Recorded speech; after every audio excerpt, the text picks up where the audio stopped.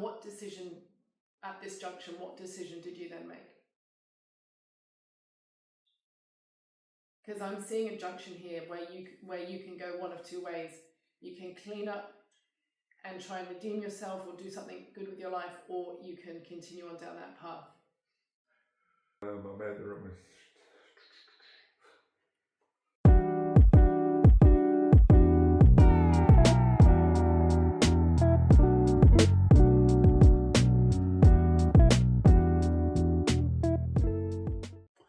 Hey guys, Naomi and Jerry here from the Alpha and the Body Transformation Hub to bring you this week's podcast.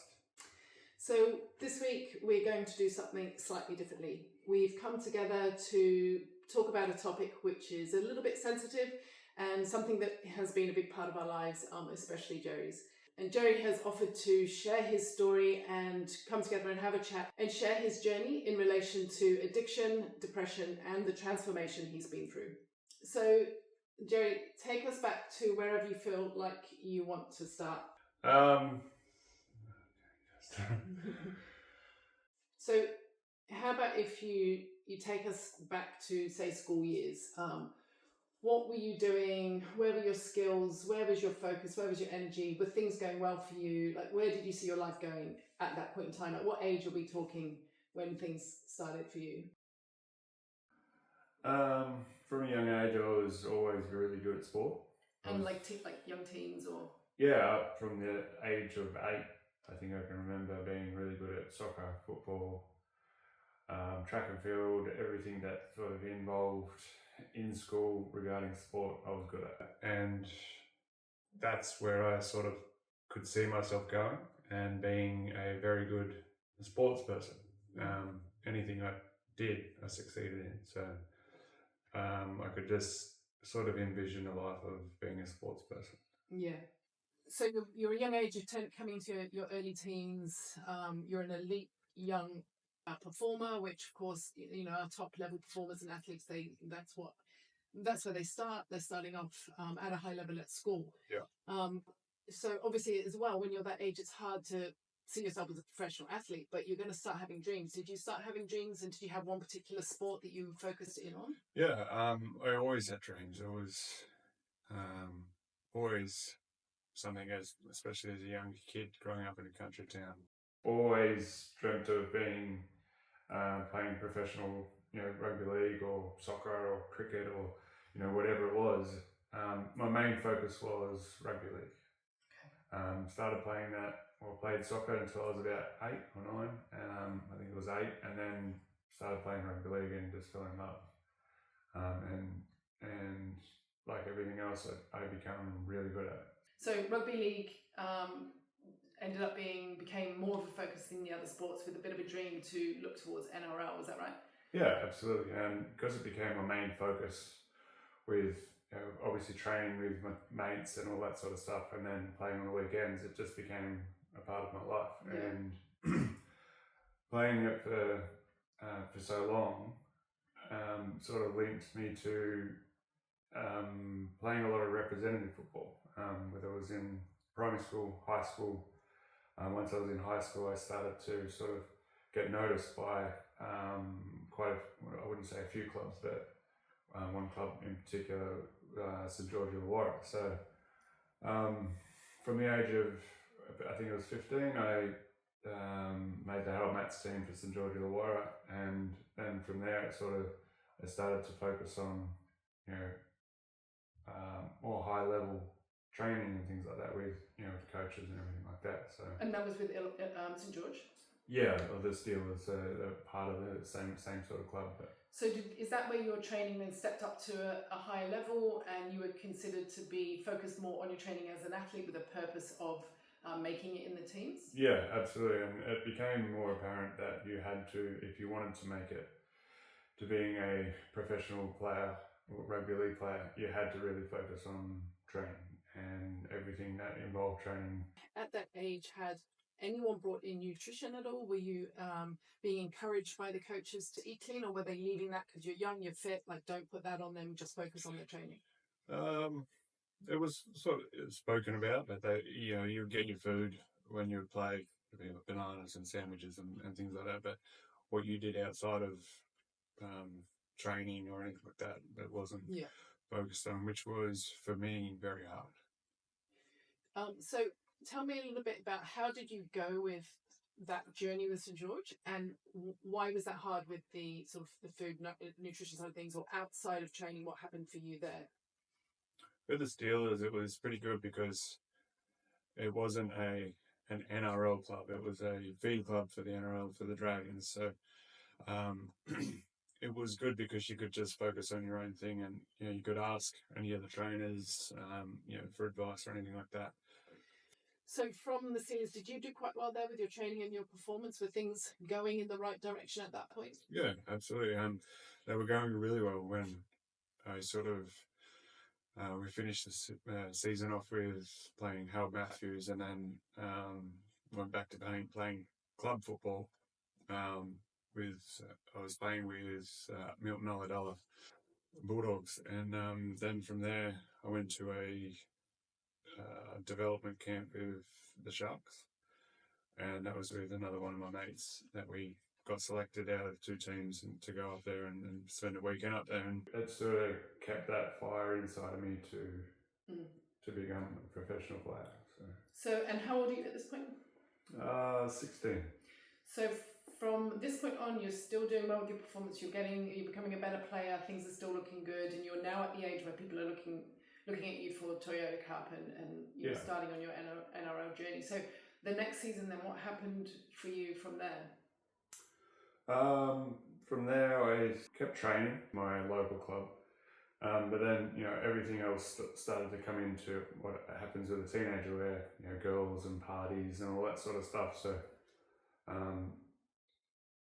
party on the weekend with my mates, and you get enticed to do things that you shouldn't do, but you're, no matter what age you are, you're always tempted by certain things.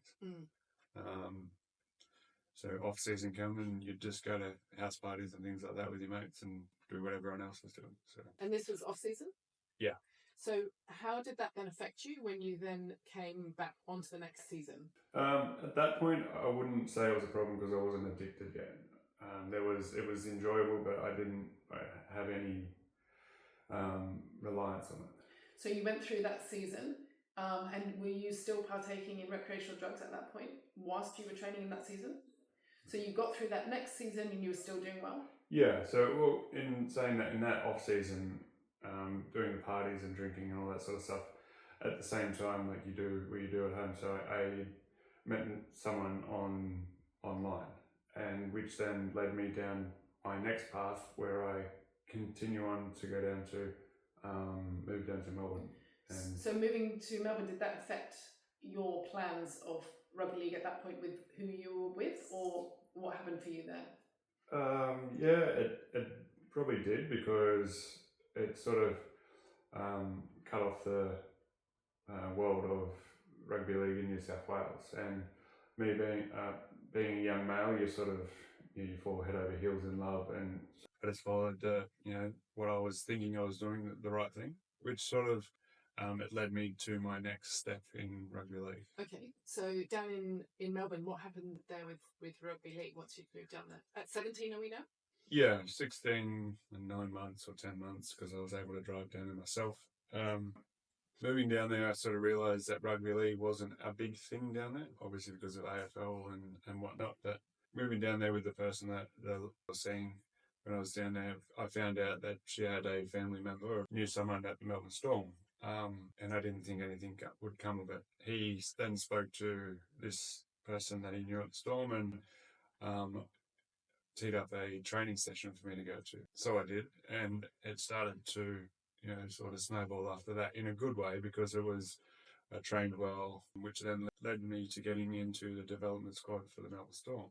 And so did you do a full season there with them then? Yeah.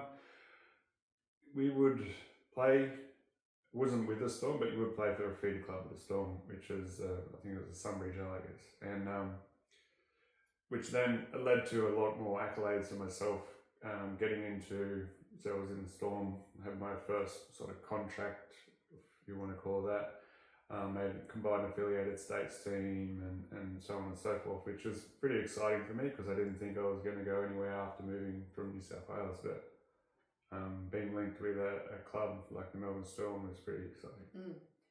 And at this point, were you noticing was your performance improving as well? And was your state of mind good? You were enjoying and loving the journey there?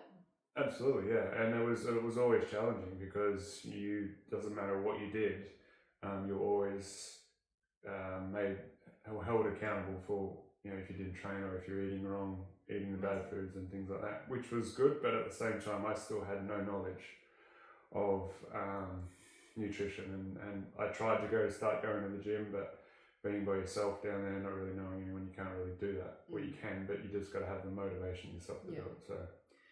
So at this point, things sound good. You've moved away from home. You're in a new, exciting city. You're in a relationship with someone. Everything's going great, and you've got this incredible, potentially NRL career opportunity, and you're performing really well. Yeah. What goes wrong? What happens next? When I first moved down to Melbourne, my brother got me a job from the same company he worked at in Sydney. I was just going through the rigmarole of training in the mornings, going to work, then training in the afternoons and doing all that. Ended up running into the guy that I used to work with, and then he offered me smoke some marijuana with him, and I'm like, yeah, sweet, man. And obviously, going back to when partying and things like that when I was 15, it wasn't new to me. So that went on for a couple of weeks, and it gradually got worse and worse. And because I was with this company that I was working with, I was the delivery driver, so I'd go out and deliver hired stuff like furniture, toilets, and machines and things like that. So if it was in the direction of my friend's house, I would send him a message saying, "Hey man, what are you doing?" And he'd be like, "Just chilling at home." So I'd go around to his house. By this time I was 17 and he was 30 or 38 or something. It progressively got worse. And then that's where it all sort of really started. You've now moved on jobs, but you're still around people who are not being a great influence. You're still playing footy and doing well. Yeah. And you're doing some mild recreational drugs. What happens there? Do things start to spiral out of control? Yeah, that's where things got really bad. You'd finish work on Monday to Friday, on Monday to Thursday, and you'd stay there and have a few beers and whatever. And then because I had to drive past my mate's house, we would leave at the same time. I'd stop at his house and smoke some marijuana and head home. So this doesn't sound like it's going to do you much good with your footy career, but it also sounds like quite common behaviour for some people who aren't particularly into sport or anything. So what happens next? How does it get worse for you? I guess where everything started to go really downhill was when I thought I had training one afternoon, and I thought it'd be a good idea to go to my mate's house before going to training and smoke some marijuana. I went to training, and I didn't think it was obvious, but it was obvious to the trainers and things like that. And that's where I guess I got the mark against my name for turning up under the influence. Turning up to training stoned. Yeah. So did they notice as you arrived there and then send you away? No. He noticed. He said, and said something, and I was just like, no, I'm just tired. And then I sort of thought that was the end of it. But then after that, I started to not get selected to do certain activities and things like that. Didn't think anything of it, and just thought I had brushed it under the carpet. You've turned up to training stoned. They've not sent you home, but they've noticed, and then they're noticing a pattern that this starts to happen more frequently. Yeah, I think it happened maybe once more after that, and then there was one training session where I got told that my services were no longer required. So what did that do for your mindset then? You're 18 at this point? Yeah, I think so. So you're 18, you've met up with some people who aren't great influence for you, even though you're an elite young sports person. You've started down the pathway of drugs, you've gone on holiday, and you've come back and you've found that you've been replaced because they're seeing your behavioural patterns, and obviously that's no good for the club. That's no good for you as an athlete. You've now been dropped, which was obviously the right thing to do for them. What does that now do to your mindset and your self-worth? And did you have any regret at this point? What were you thinking? And what decision at this junction, what decision did you then make? Because I'm seeing a junction here where you can go one of two ways. You can clean up and try and redeem yourself or do something good with your life, or you can continue on down that path. Made the wrong decision. It killed my mindset, and I made the wrong decision. So you've got a junction here. You've done wrong. You can redeem yourself. You can come back from it, or you can allow that to make you spiral and go further down the dark path.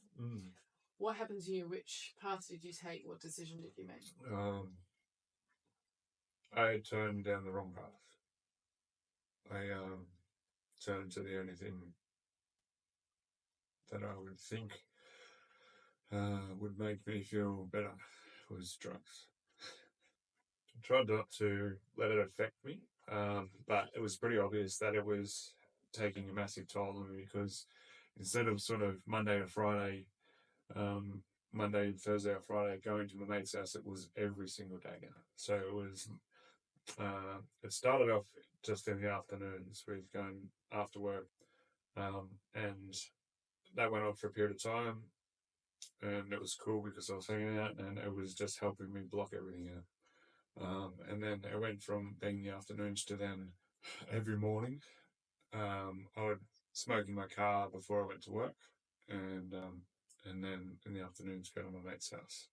And then I ended up stopping smoking in my car and going to my mate's house in the mornings and afternoons. And I then ended up becoming friends with other guys, and guys that would that introduced me to the stronger drugs, speed, and obviously I'd tried ecstasy and stuff like that before, but then speed, and I can't remember the name of the other drug, but Goey, and then it got progressively worse after that with harder and harder drugs.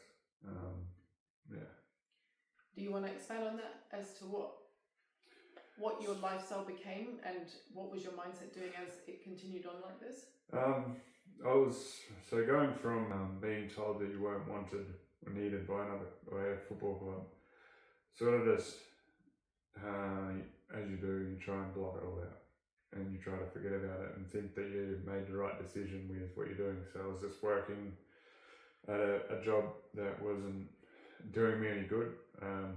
Smoked marijuana in the mornings and afternoons. Then it went from just smoking mornings, afternoons, to then in the mornings do that and go to work with my mate, then recharge with speed or something to go to work and drive a heavy vehicle, work during the day, and then go to his house in the afternoon and bring yourself down. Do that, not eat during the day, then smash a whole heap of food in the afternoon, and do that regularly for 6 days a week. Really starts to affect you and starts to take a massive, massive toll on your body. So how long did this go on for? And when you say takes a toll on your body and mindset, I'm presuming as well. Yeah. Were you progressively putting on weight, becoming unhealthier, more depressed? Yeah, absolutely. I was putting on a lot of weight. So going from my playing weight being 102 kilos, 102 kilos to them getting to a massive 130 kilos with a diet of energy drinks, milk, like flavoured milks, McDonald's, any fast food basically. So you'd stop at the takeaway shop and get whatever you want. So you'd not eat during the day? Yeah. But every night then you would just gorge on a lot of food because now you've got munchies, you've had a smoke, you've got munchies. So 7 days a week, so nothing through the day. Yeah. And then just huge amounts, apart from energy drinks, and then huge amounts of just poor quality, terrible quality fast food, total junk food. all night and then day after. And obviously now you've put on 30 kilos. Yeah. And what's this doing? Do you remember what your mindset was like at this point? Were you able to block it out? I thought I looked good. I didn't know that I put on all this weight. So were you somewhat happy then in a space of? Yeah, I guess I was happy. I guess deep down inside I wasn't, because I always felt like there was an expectation. What do you mean? By your family? So you were kind of trying to trick yourself into being okay, being happy, but deep down you're saying subconsciously you felt like you fell because of a label that your family expectation had on you. Is that what you mean? Yeah. That they expected you to had hopes that you would succeed in NR with getting into NRL? Yeah. So then, yeah, I failed, and I felt like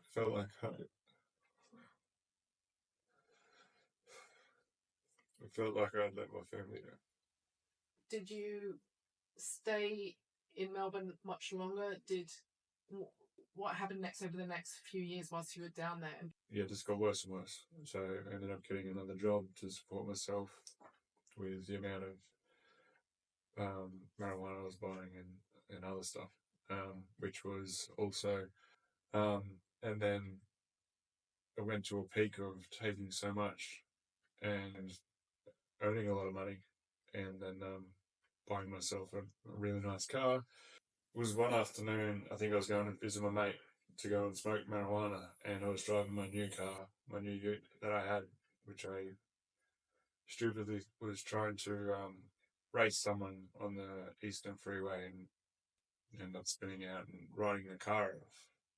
I guess nearly dying, but in the insurance, so then I owed $60-something thousand to that. Didn't want to go to work because I was ashamed that I didn't have a car, so then I wasn't working, and then things were going wrong with my partner, and went downhill very quickly. So then I turned to drugs more, and wasn't talking to anyone, wasn't voicing my sadness or depression or anything like that, and just was putting on a front to showing everyone that I was okay. And that was where everything ended. Gradually started to end in Melbourne. So at this point, you're quite a bit of a mess financially, mentally and emotionally. Yeah. Your health, you're now pretty well addicted Yeah. to these drugs, and your dream is broken, having lost your NRL opportunities. And you then leave Melbourne and come back for a short period of time before you move to the Northern Beaches with your brother. Was there some reprieve and some comfort there as you come back home before you moved on to the next stage of your life? I guess how I saw the comfort was turning to drugs again. So just recreational because you really felt that addiction, or you were still trying to cover the pain? Cover the pain, because this is the place where I left when I was at a high level, and then going back, looking how I looked, and not having anything to show or to be the person that everyone thought I was going to be. It was to hide the shame. Yeah. I then again thought I could escape it by moving to Sydney, which is where everything got really bad. So you moved to Sydney to try and heal the pain at the point that you're at this point, and you do have the support comfort of your brother, but your behavior hasn't improved so much. So you bring him some challenges, and then you find yourself moving out on your own. What are the circumstances for you like there with the new people that you meet? You start a new job, you meet some new friends. Like, are you at a point now where you can start cleaning things up and improving things for yourself? At the start, I made progression because I had to start to learn how to pay for my own stuff, pay for rent, pay for food and all that sort of stuff. and then sort of with the person that I was working with, one afternoon where he mentioned to me, "Oh, have you ever smoked before?" And it just, from leaving Sussex to this point in time, I hadn't touched anything, so I was doing pretty well. But that just, it's like it triggered the addiction that I had from Melbourne, and I said, yeah, heaps. And as soon as I had that afternoon, it started me on a roller coaster down. So all my pay ended up starting to go to supporting the drug habit again.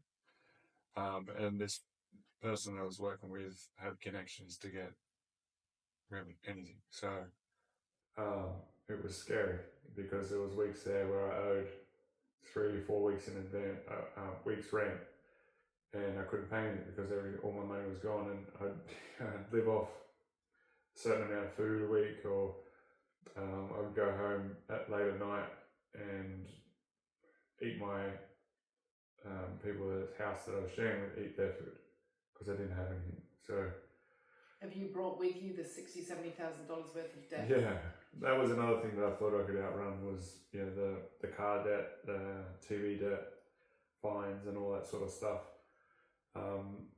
which I was just ignoring calls and letters and things like that. And I thought because I'd moved states that nothing would come of it.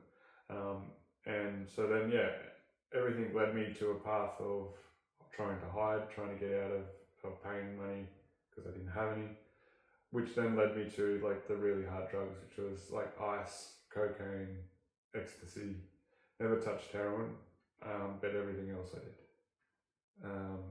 And same sort of thing at work, go to work, get on a high, finish work, come down. But this was worse because it was Monday to Sunday. And then Matt got to a point where couldn't pay rent, hadn't paid rent for a long time, and the lady that I was the landlord, she ended up, it was really nice, but she said, "You've got to move," because I wasn't paying rent. So ended up looking for places, and I found a nice place in DY, but I didn't have any money to pay for the bond or anything. And I forget, it was on my phone. I was looking at the place and I sent a message to the person and they didn't reply, so they responded the following day and teed up a time to come around and have a look at the place. And obviously, me being me, I was smoking, I think, marijuana that afternoon, so I turned up to check out the place and met yourself, and had a look at the place and was like, "Yeah, this is sweet," and went away and waited for the response, and then somehow I got the place. So to put this into context, I lived in that apartment, and I was a friend of mine owned the apartment block, and my role to help her out, because she didn't live there, she didn't live nearby, was to show new people around. And I saw you at the front door, probably fell in love at first sight, and asked her to approve asked her to approve the rental application, which she did the next day, and you moved in 2 days later. Yeah. And 1 year later, we got married. But at that point in time, you're in a little bit of a state. You are physically stoned, which I did not realize. And you then move in. We hit it off and get on really well. But little did I know any of this that had happened. I hadn't come from a background of drugs, quite the opposite, coming from a background of athletes in the family, which you were as well, but I had a very supportive family, a very well-educated, healthy family with a background of a strong faith. So for me, quite the polar opposite upbringing, which may have been what saved you in the long run because of perhaps my way of looking at things and of looking at your situation. But at first I didn't know anything about this situation, of course, so I'm just admiring this guy that's turned up and that's moved in upstairs. Yeah. But maybe here also gets a little bit more difficult for you because there's now a girl in the picture, and what do we do from here? So what happens for you at this point moving forwards? One side of it was great because I was first time being able to sort of really feel normal with another person after being down in Melbourne. And now, but then the other side was not being able to feed my addiction as regularly as I wanted. Then I started to find it very hard because I couldn't do what I wanted, couldn't go out and buy my drugs when I wanted it. And I felt, I was feeling very guilty. So then I thought I was doing the right thing. How you saw it, everything was great. But when I come in with a bombshell and said I couldn't do it anymore and I wanted to break up, because I thought I was making the right decision because I was protecting my addiction over protecting my health. And so I left, and which now obviously I know I left and it absolutely ruined you. But I didn't know any better because I just went and started feeding the drugs again. And so that went on for, I can't remember, it was 3 months, I 3 think. months, yeah. And I just went out and started every weekend, day and night, more and more drugs and things like that. And then it came to Christmas. And every Christmas before that, I had been with someone. I'd gone down to see my family. I'd gone to see, I was with someone like in Melbourne. And this Christmas came around and I had no money, no friends to hang out with because everyone was hanging out with their family, and no food. And so I called my mum, and because you and her were in contact when we first got together, and I asked her for your number, and she thought I was going to call you and scream at you, but no, I said I wanted to talk to her, and she said why, and I said because I've never felt so alone in my life like I do now. And I guess you could probably say that was a turning point for me because I'd never been so alone. I'd never been so broken. I'd never been so hungry. And so she gave me the number after talking to her for a while. And I think I sent you a message. And I think you said you were running on a treadmill. I was on the treadmill when I got your message on Christmas Eve. And I can't remember what I said, but I said, can we catch up because I just want to talk. And then, so you came around and we met on the beach and we started talking, and it was sort of where I started to open up a little bit about everything that was going on in my life. And I guess that was where the turning point for me was, realizing that I had hit rock bottom. So this was Christmas Eve. We've met on the beach. I'm in quite a hard situation here. My back's up. I'll hear you out, but this needs to be good. Yeah. So that's where it was where I realized that doing what I was doing wasn't going to get me anywhere. And the happiness and the joy that I had when we were together was amazing. And because I guess I was thinking about it because I hadn't had any money to buy drugs, so I was brought back to reality. And then it made me think more and more about what I had. So that's why I spoke to my mum and got your number. We had a good chat, and you basically told me how it was and said if you want to be with me, then you're going to do this. If you don't want to be with me, then sweet, all good, see you later. But deep down inside, I knew I wanted to be with you, and I knew what I was doing was killing myself. And I knew what I had to do. And I wanted to do it because I had nothing to show from doing what I was doing before. I started to try and repair myself, which I did, and then I would take a lot of steps back, because being someone with an addiction to so many hard things, you can't just get rid of that addiction straight away.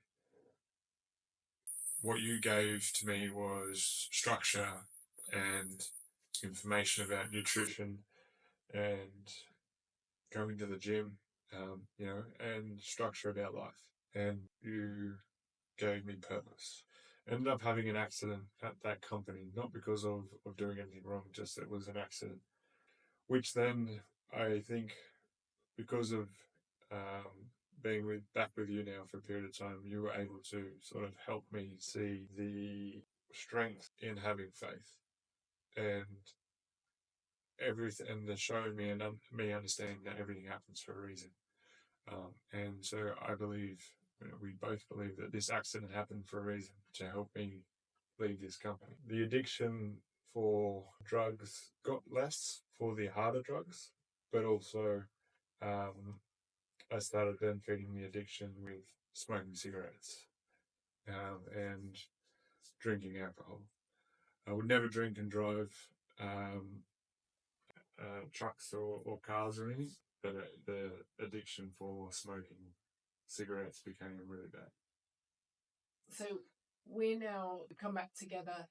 You're in a new career. You're around different people with less negative influences, and obviously you're exposed to me every day, which is a very different influence to those people. Yeah. How did you find things go for you there with that the different surroundings, and how did you find yourself then overcome gradually? Seeing you, like what you were doing in the stunt industry, and being fit and healthy, and you working with the Tigers and things like that. So I'd go and watch games, or I'd come to a game and watch the guys play. It sparked that trigger that I had for football again, and wanting to look well. And so then being together for a period of time, that you were cooking my food, so I was eating right. I started to get myself back to how I used to look. So going from 130 kilos to, I think I ended up when I got to my leanest, I was 83 kilos. So 50 kilos I lost. And so seeing you training as much as what you were with stunts and paddling, the excitement and want that I had for football, I started to see it in the competing side of paddling. And for so many years, I can't remember how many years, I'd just go there and I'd be the cheerleader, or carry bags, carry paddles and food and drinks and all that sort of stuff. And I think it was early year of 2020 where we came up to Kawana Waters, just down the road here, and I watched Naomi compete in the national sprints. And that's where I sort of said to myself, I'm going to give it a go, give this paddling thing a go, and started paddling with every now and then with Naomi, and then she ended up joining a club, the Northern Beaches in Sydney, and which is a pretty tough club. And because I looked how I looked, I sort of was able to persuade the coach, get a spot in the men's team. Like when I was a kid, anything I put my mind to, or anything that I sporting was really good at, so I ended up becoming really good at paddling. It gave me it sparked the fire in me again to have that competitiveness, which was really exciting, because I hadn't had that feeling for 10 years. Was that able to then somewhat fill that yearning that you had for your dream of NRL, to then be able to start a new sporting career in paddling, find that you're actually really good, slowly climb the ladder, and help you feel fulfilled in that way? Absolutely, it did, because it gave me purpose. It gave me purpose to train, gave me purpose to compete again. And I think it somewhat gave me more purpose, because obviously there's certain different types of paddling. There's OC1 and OC6. OC1, you're held accountable for everything you do, whether you win, whether you lose, whatever you do. And so that fire that you get from competing on OC1 is far greater than anything else, because if you come from the back of the pack and win, it's just like, how did that person do that? And so the training, it gave me purpose, training with the club, on the weekends. Couldn't do it during the week because of my job. But it was living for every race that we could go to. So it was super exciting, and I was pumped. People say you get the paddling bug, and I got the paddling bug, which was awesome because I'd been searching for so long to get that feeling again. And then 3 years into that journey, you find yourself being selected for the Australian team to compete in Samara in the World Championships. Was that feeling, did you see yourself coming full circle with now having been together now for 10 years at that point and living in a household where we're eating clean and healthy food? You also see me, as well as stunts with clients who I'm looking after who are going through body transformations, and you've been through your own body and health transformation, and now you've been selected to represent your country overseas. Like, do you see yourself at that point reaching a transformation where you've made it, you don't need to feel that shame anymore, and you have incredible success? And do you have that sense of pride and achievement? Yes, I do. There's always still that thought in my head that what could have happened, but then the answer that I have that comes quickly to that is my faith in God, to understand that everything happens for a reason.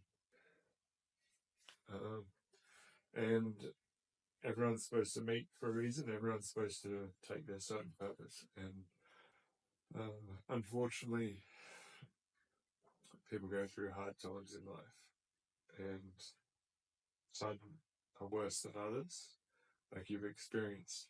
And not everyone goes through these experiences, but my experience was, I think, pretty brutal. And it all had to happen for a reason. So, because if it didn't happen, we wouldn't have met. But to see that I had gone from pretty much nearly being homeless, not paying rent, living a life of drugs, to now competing in a sport for my country,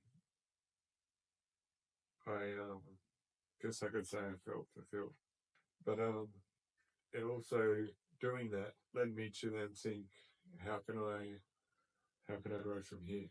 Where can I go from here? And seeing you do what you do with ladies, helping them transform their lives and things like that, sort of gave me the idea, but you obviously had the idea before I did, to start the side of the company for me. And me going through what I've experienced in my life, addictions, highs, lows, depression, all these sort of things, I know that my experiences can help a lot of people, because there's a lot of guys out there that don't like to talk, don't like to talk about what they're thinking about, talk about what they experience or what they're experiencing. But all they need to know is that there's someone there that's experienced what they've experienced and come out the other side better. So then we created the Alpha Hub, which was, for me, super exciting, and super nerve-wracking for me, because never in my wildest dreams did I think I'd have my own business in the fitness industry. So doing what I do now, I absolutely love, because it's helping and seeing other guys that experience what I experienced and seeing them transform their lives is pretty nice. So, and also working for myself now, it gives me the opportunity to give my training and paddling 100% attention. So, which I've noticed has let me forward quite a fair bit in competing with people around the country. So, if I can keep doing this and keep helping people and keep helping guys get out there and telling them that they're not alone about what they're experiencing, I know what I can tell them will have a really big impact and what I can help them with. So. Well, I think your story is incredibly inspiring. It's obviously incredibly emotional, but what stands out to me more than anything else is there were so many moments there in your story where you might not have made it, where something could have gone badly wrong, leading you to not be here today. And obviously, there was a reason you were meant to be here today. And if you can help one person and save one life or turn one person's life around, to me, and that in itself, to me, is a reason for you to feel so proud and fulfilled, and the reason to be here. And I'm sure it's not just one person. There'd be all of your clients that you're working with to transform their physique and their mindset, but to anyone else that you do come across whereby you're changing their heart and their life going forwards, to me that is saving a life. And for me, I just hope that you feel proud in some way of that, and can continue doing that going forwards to help more people to achieve that as well. Absolutely. Yeah, there was quite a few times that was very scary because I don't know how I got through it, but I know I say to everyone and anyone that, if it wasn't for you, I wouldn't be here. And you gave me purpose. You've given me another career, another thing to focus on. And if I can pass that on and help someone else, another guy or someone else that's facing addiction or depression or an addiction to any substance, if I can give them that help and help them get through life and show them that the grass is green on the other side, I know I've achieved my job. And with the guys that I've helped so far, it's so uplifting and so nice to see and feel and hear their compliments and their words that they say when they didn't think it was possible. Yeah. But living proof that it can be. So, it's very special. Thank you so much for opening up today. It's obviously a very private and personal story that I know you have always been very open to sharing. This is a very different platform to share it on. I think that us doing this, like I said, if it helps one person, I think it's done its job, and if hopefully it helps more people. Yeah. Thank you guys for joining us on this very raw and real podcast today. We hope that this has either helped someone in some way, or if only just inspired you to know that no matter how dark and scary things can get, they can get better. Yeah, so, and to any guys out there, no matter how hard you think it is to talk to someone or to talk to, whether it's your partner, your mum or your dad, or even your sons or daughters, there is always someone to talk to, no matter who it is. And your mates are probably the best ones to talk to. My email's on the website. Send me an email, send me a message on Facebook, Instagram, YouTube, whatever it is, and I'll respond straight away, because I have a special place in my heart with people from addiction that struggle with addiction and struggle with so many other things. So if you ever feel that you need to talk to someone, hit me up. I'm here to talk.